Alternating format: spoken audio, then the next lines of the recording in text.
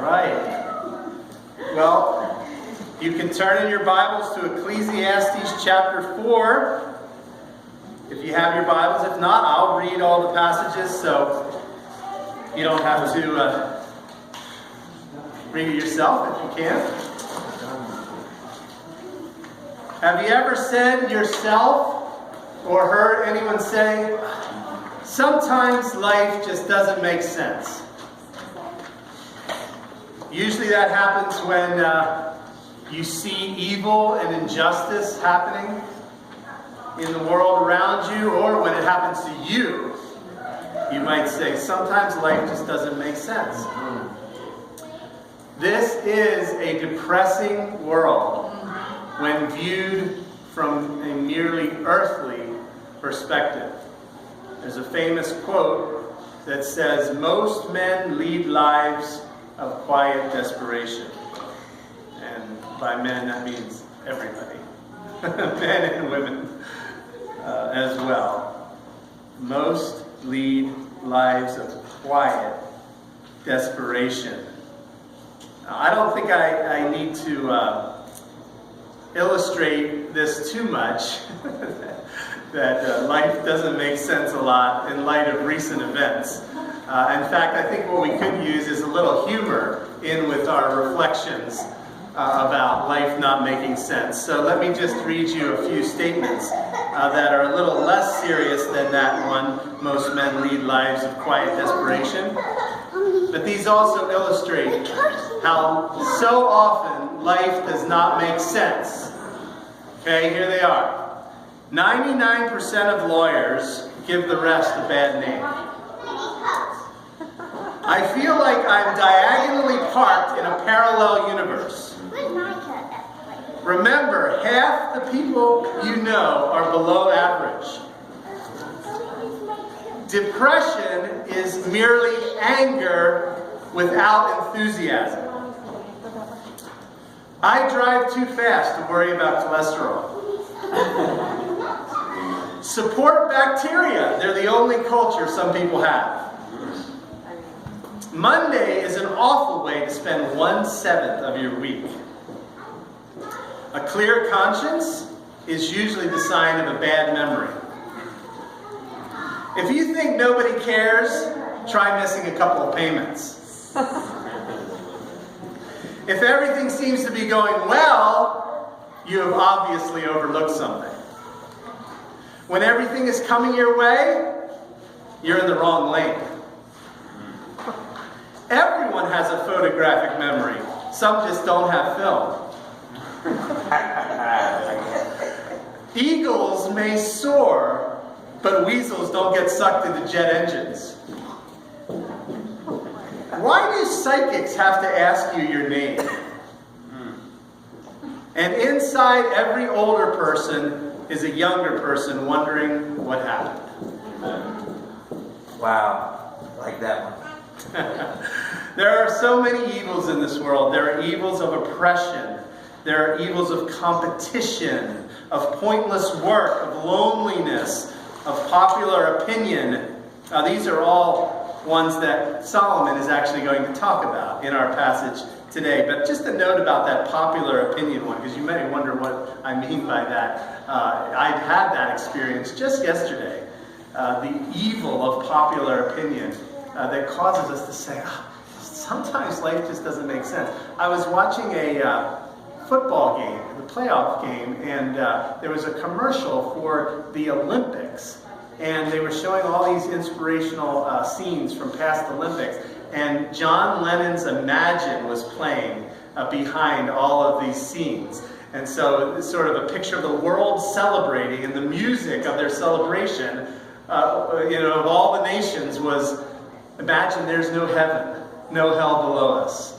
Above us only sky. And I just thought, how could so many people have it so wrong that this is their theme song, which was actually voted the #1 song by the readers of Rolling Stone magazine a few years back, of all time, the #1 song of all time, saying there's no God, there's nothing spiritual, there's no point to life, in fact. except for whatever you can grope for here or hope for here in this life, in this natural world. It just hurt my heart. It just hurt my heart to think that this would be the popular viewpoint of life. Maybe you've had that kind of experience, or one of the others we've mentioned. Well, Solomon will talk about all of those, as I said, that I just mentioned in this passage. He has been talking in the book of Ecclesiastes, particularly in chapter 3, about the sovereignty and providence of God. Now, I'm going to define both those terms for you as a way of reviewing and setting the stage for today, but also because they're really important words that you need to make sure you understand what they mean. The sovereignty of God is the idea that He is Lord and King, sovereign. He is in control, and He's actually planned everything that occurs. And we learned about that in past weeks. You can watch the videos online if you weren't here, or if you want to go back over that. Then the providence of God is sort of a subset under His sovereignty, and that is He controls things for the good of His people. God's providence is His sovereignty exercised for the good of His people who believe in Him or who will yet believe in Him before they leave this world. So providence is summarized by the great verse Romans 8:28. That we know God causes all things to work together for good to those who love Him and are called according to His purpose. That's the flagship verse among many for the providence of God. So that's what Solomon's been talking about, God's sovereignty, God's providence, and using even bad things for the good of those who believe in Him or who will believe in Him, maybe because of the things they suffer and the confusion they experience, and then they realize there must be someone else with answers besides me and other human beings. And they go and look to God and find the answers in Him. That's one of the ultimate good purposes, that He works all things together for, even the bad things. But now, after talking about the sovereignty and providence of God, Solomon moves into some potential stumbling blocks to believing that. See, he knows what we struggle with. He knows the kinds of things that cause us to say, is that really true that God is in control? Is it really true? Could it be possibly that He actually has good purposes for the things He allows, especially the bad things in this world? He knows we struggle with that. He knows we struggle with doubt. So He identifies with us, and He chronicles the kinds of things that tempt us to doubt those things. And then in chapter 5, he tells us how to respond to the evils of the world in a way that won't add to them or make us overly discouraged by them. So a title could be for this section of Ecclesiastes, How to Live a Good Life in a Goofed Up World, or What to Do when life doesn't make sense. So first of all, let's look at chapter 4, and we find in chapter 4 5 evils that make it easier to doubt God. The first one is found in verses 1 through 3. He says, Again, I saw all the oppressions under the sun, and behold, the tears of the oppressed, and they had no one to comfort them. On the side of their oppressors there was power, and there was no one to comfort them. And I thought, the dead who are already dead are more fortunate than the living who are still alive. But better than both is he who has not yet been and has not seen the evil deeds that are done under the sun. This is the evil of oppression. The evil of oppression. And it was captured well in that same album I mentioned to you before, The Dark Side of the Moon by Pink Floyd. I read you some of the lyrics that are from this book of Ecclesiastes, and here are some more. This is a song called Us and Them, the first verse and chorus of the song. Us and them, and after all, we're only ordinary men. Me and you. God only knows it's not what we would choose to do. Forward, he cried from the rear, and the front rank died. And the general sat, and the lines on the map moved from side to side. Black and blue. And who knows which is which and who is who. Up and down, but in the end it's only round and round. The evil of oppression. And verse 3 says, it's better to actually have never been born. Now, the key to understanding that statement is the last 3 words of the verse, which we've already heard a number of times in the book. Anybody see it or want to guess what it is? Under the sun. Under the sun. See? So when he says it's better for someone to have never been born than to endure oppression, he's not saying everyone. He's saying those who live their lives merely under the sun or without God and the grace that he brings and the purpose that he brings from above the sun, if you will, from heaven, from where he comes from. But he is very definitely saying that without God, it is better to have never been born. He's not denying eternity. In fact, if you think about it long enough, you realize he's actually assuming and implying that there is life after death, that there is a next life. Because why would it have been better to never been born? Except for the fact that there's not only suffering in this life, but there's a judgment, as he said in the last chapter, in the next life. And those who are oppressed, if you know God, you realize that this is your hell. My dear wife loves to say that.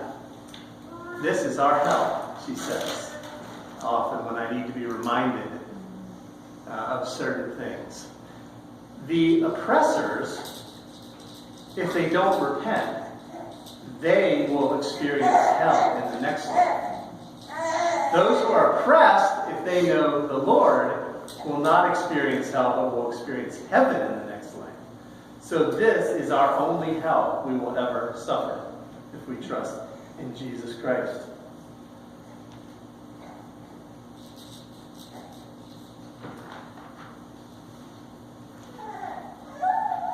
In verses 4 through 6, we have another evil. Take a look at that. Then I saw that all toil and all skill and work comes from a man's envy of his neighbor. This also is vanity and a striving after wind. The fool folds his hands and eats his own flesh. But better is a handful of quietness than 2 hands full of toil and a striving after wind. This is the evil of competition. This is also captured in the song, Us and Them, in the last verse. Down and out. It can't be helped, but there's a lot of it about. With, without. And who'll deny it's what the fighting's all about? Out of the way, it's a busy day, I've got things on my mind. For the want of the price of a tea and a slice, the old man died. The evil of competition. Verse 4 says very clearly that all the toil and all skill and work come from a man's envy of his neighbor. Again, this is under the sun or without God. But it clearly says that without God, the motives even for work and accomplishment are wrong motives, selfish motives, ultimately. We call this total depravity, that after man fell into sin in Genesis 6:5, God says, and he saw that the wickedness of man was great on the earth, and every thought of the intent of his heart was only evil continually. Yes, people might do good things, but they never do them for the good reason, which is the glory of God and a spiritual love for others. See, even when people do good things for others, ultimately that's just for another human being, and it is selfish in some way still. This is why any form of human government is always going to be flawed. See, capitalism will be flawed because people will earn their money for the wrong reasons so often. Socialism will be flawed because people envy other people's stuff and want to get it. We'll talk about the only true and truly beneficial form of government in a few minutes, but I'll leave you hanging on that. But any of the forms of human government without God will never be truly beneficial to man in every way because of this depravity and the wrong motives that will be in people's hearts if they don't know the Lord.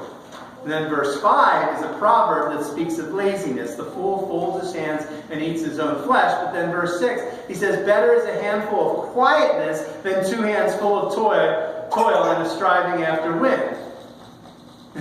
That actually he's saying, again, without God, laziness is actually better. Because work has no point without God. And that's what he says in the next verses, even more directly, verses 7 and 8. Again, I saw vanity under the sun. One person who has no other, either son or brother, yet there is no end to all his toil. And his eyes are never satisfied with riches, so that he never asks, for whom am I toiling and depriving myself of pleasure?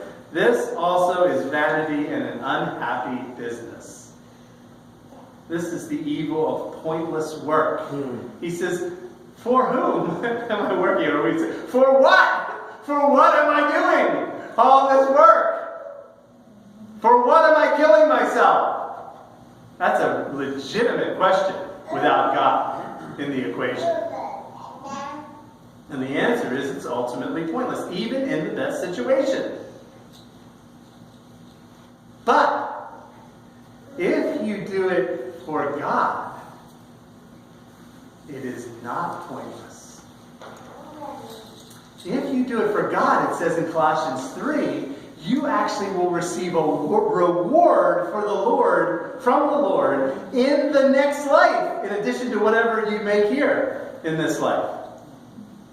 Colossians chapter 3. It is the Lord Christ whom we serve when we work, even the most menial task.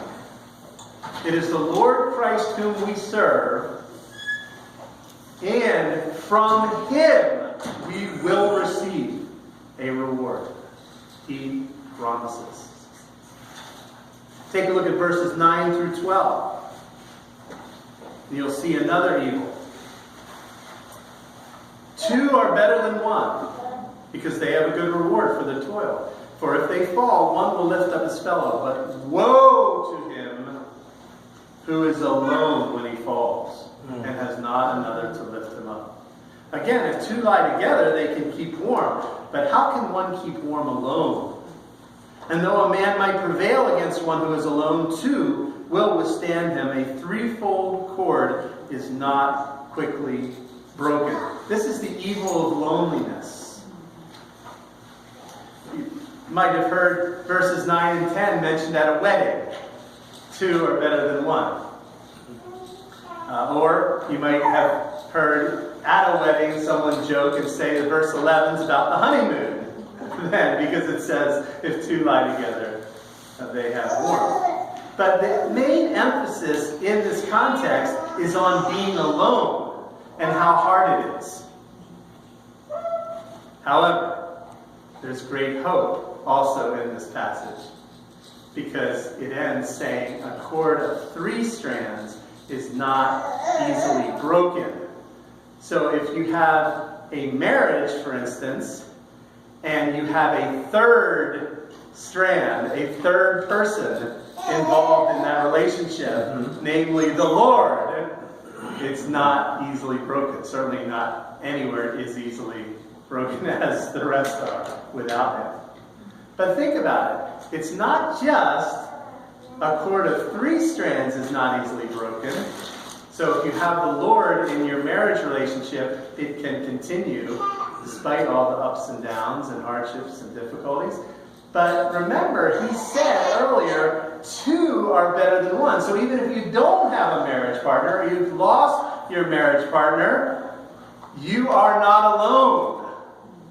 Because Jesus himself promised what? I will be with you always. You see? So all the promises of 2 are better than 1, for they have a good reward for their labor. 2 are better than 1 because if one falls, the other will lift him up. This is true for you, even if you don't have a partner. Even if your partner is more hurtful than beneficial to you at whatever time. There is another who has promised, I will never leave you or forsake you. Certainly, Solomon hints at that, and we'll see some more direct hints about Jesus and his promises in a few minutes. Let's keep going. Let's look at the last evil mentioned in verses 13 through 16. As Solomon identifies with us, he knows what we're going through before he's going to give us the answer. He says, "Better was a poor and wise youth than an old and foolish king who no longer knew how to take advice. For he, the youth, went from prison to the throne, though in his own kingdom he had been born poor. I saw all the living who move about under the sun, along with that youth who was to stand in the king's place. There was no end of all the people, all of whom he led. Yet those who come later will not rejoice in him." Surely this is vanity and a striving after wind.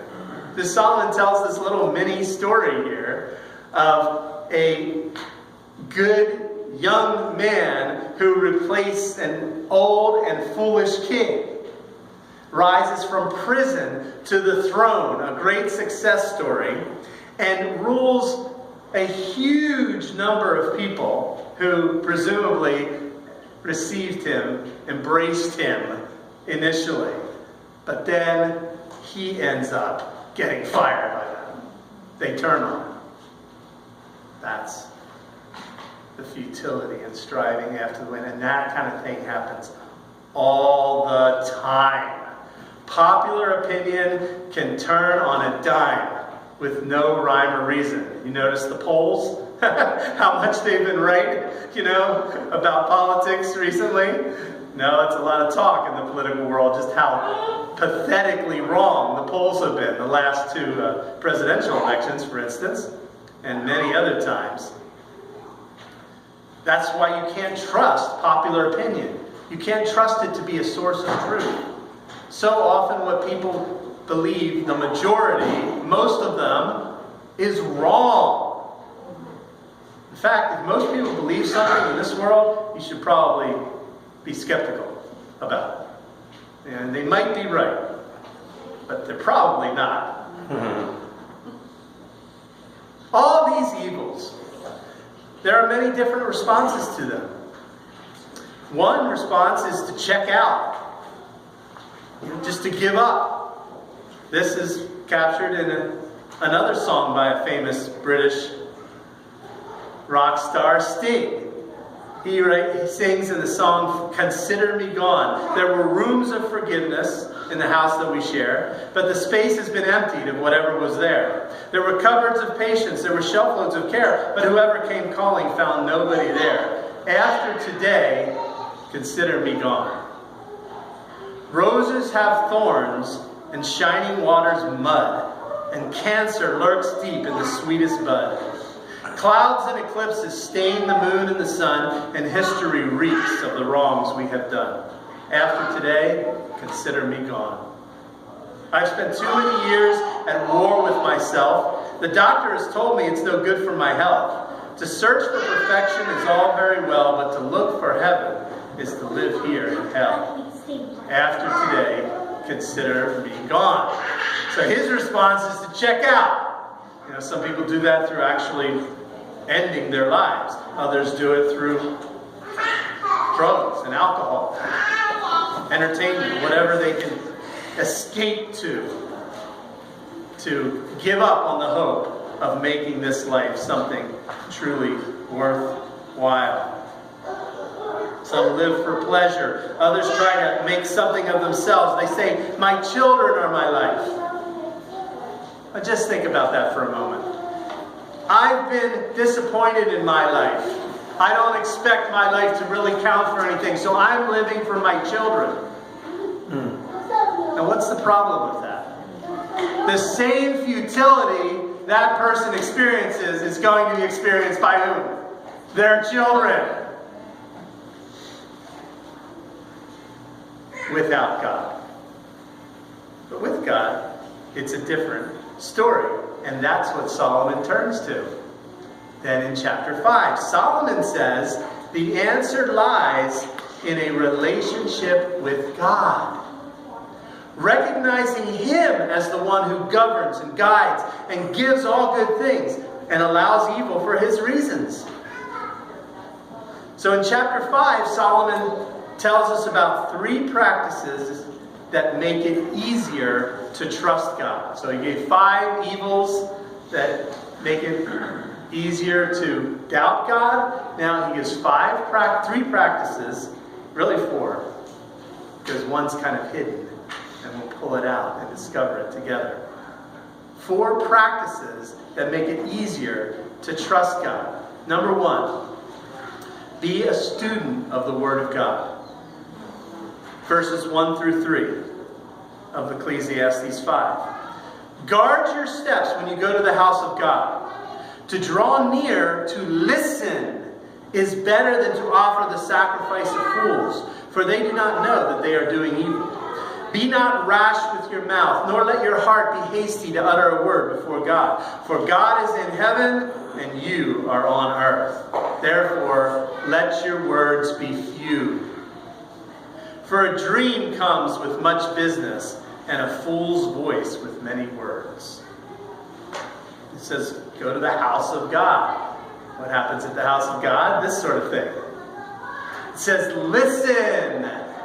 Listen. Put your brain in gear and your mouth in neutral. If you have time sometimes, study Proverbs 18. I call it the listening chapter because it has a number of verses that are really helpful to learn how to be a better listener and why that's so important. Proverbs 18, if you're writing it down, verses 2, 13, and 17. For time's sake, we won't look at it, but that's a good follow-up study you can do. Solomon says, let your words be few. Did you ever hear this? It is better to be silent and thought a fool than to open your mouth and remove all doubt. Don't be quick to conclude on matters that you hear about or wonder about. I made a vow when I was young, and I think it was a good vow. We'll see in a moment. We don't want to make too many. But I said, because I heard so many different perspectives on things, and I often noticed that people who were teaching or preaching about God, if you asked them questions, I could tell they didn't really know the other side.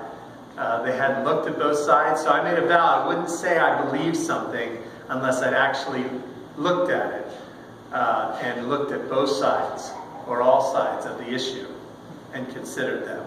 I think that's a wise plan to have.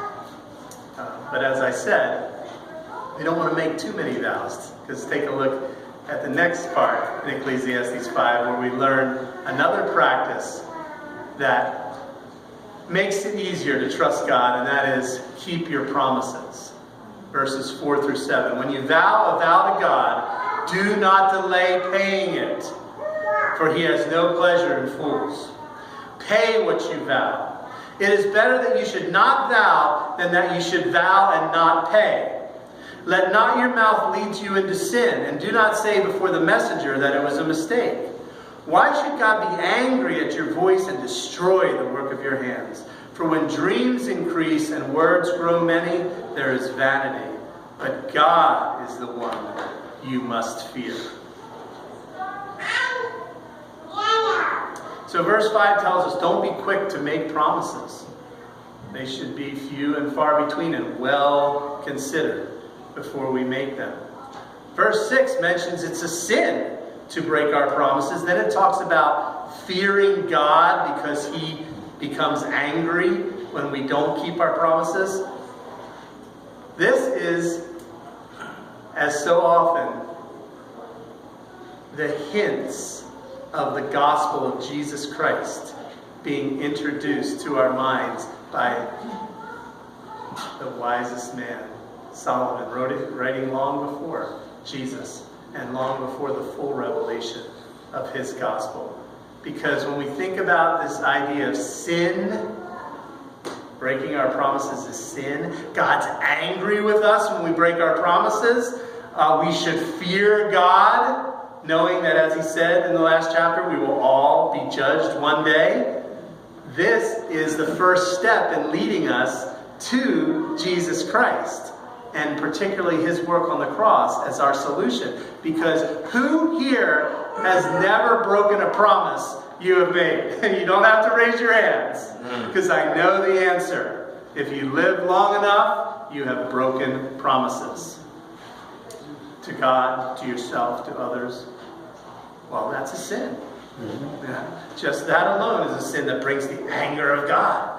And fearing God means we recognize that God is angry at sin, and yet we would be so moved to love him, which is part of this fear of God in the scriptures, because then we realize he has actually done something about our sin. He has actually loved us even though we are so sinful.